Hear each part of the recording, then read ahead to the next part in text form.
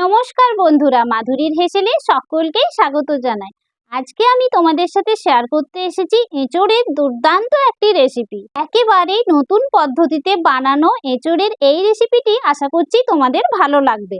Video শুরু করার আগে বন্ধুরা, তোমাদের কাছে আমার একটাই অনুরোধ, আমার চ্যানেলটিকে যদি এখনো সাবস্ক্রাইব না করে থাকো তবে চ্যানেলটিকে চটপট করে সাবস্ক্রাইব করে নিও। তাহলে চলো রেসিপিটি দেখে নেওয়া যাক। এখানে আমি 500 গ্রাম এঁচোড়কে 70% মতো সেদ্ধ করে নিয়েছি আর দুটো বড় সাইজের আলুকে ছোট ছোট টুকরো করে কেটে নিয়েছি।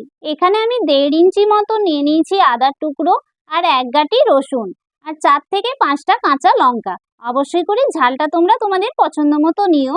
এগুলোর একটা পেস্ট বানিয়ে নেব আমি। এবার কড়াইয়ে 5 টেবিল চামচ সর্ষের তেল গরম করে নিয়ে কেটে রাখা আলুগুলোকে দিয়ে দিলাম। আলুগুলোকে এখন আমি লালচে করে ভেজে নেব। দেখো আলুগুলো আমার লালচে করে ভাজা হয়ে গেছে। এখন আমি আলুগুলোকে ছেঁকে উঠিয়ে নিচ্ছি। এখন যে তেলটায় আমি আলুটা ভেজে উঠিয়ে রেখেছিলাম সেই তেলটাকে ঠান্ডা করে নেব। আর এখানে আমি দুটো মিডিয়াম সাইজের পেঁয়াজ কুচি নিয়ে নিয়েছি 1 গাঁটি ধনেপাতা, 1 গাঁটি পুদিনা পাতা। এগুলোকে আমি খুব ভালোভাবে ধুয়ে পরিষ্কার করে নিয়েছি। এখন এগুলোকে আমি কুচি কুচি করে কেটে নেব।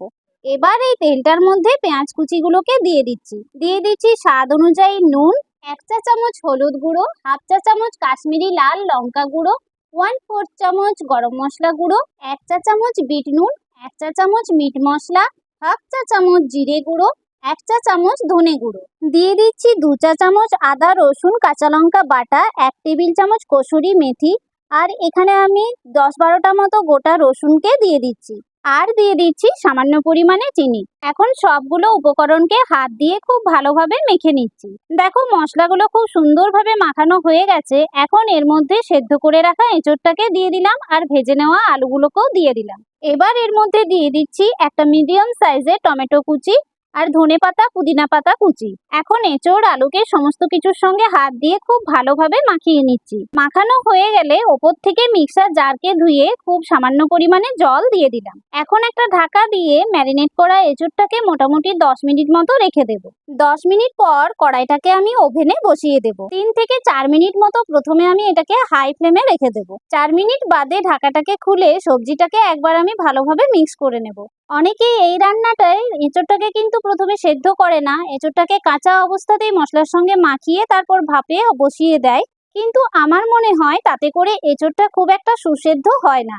তাই আমি কিন্তু এইভাবেই বানাই। আর কেউ কেউ এতে আলুও ব্যবহার করে না, কিন্তু আমি এখানে আলুর ব্যবহার করেছি। খুব ভালোভাবে নাড়াচাড়া করে দিয়ে আবারও ঢাকা চাপা দিয়ে 5 মিনিট মতো আমি লো ফ্লেমে রেখে দেব। এই রান্নাটা একবার এইভাবে অবশ্যই করে দেখো বন্ধুরা, এটা খেতে কিন্তু দুর্দান্ত হয়। ফিরে এলাম 5 মিনিট পর। এবার আবারও বেশ ভালোভাবে মিক্স করে নিয়ে ফ্লেমটাকে আমি বন্ধ করে দিচ্ছি। তৈরি হয়ে গেল দুর্দান্ত স্বাদের চম্পারণ এঁচোড় রেসিপি। এই রান্নাটা কিন্তু ভাত, রুটি, পরোটা বা লুচি যে কোনো কিছুর সাথেই দুর্দান্ত লাগে খেতে। ভিডিওটি ভালো লেগে থাকলে অবশ্যই করে লাইক দিও, কমেন্ট করো, সাবস্ক্রাইব করে পাশে থেকো আর বেশি বেশি করে শেয়ার করো।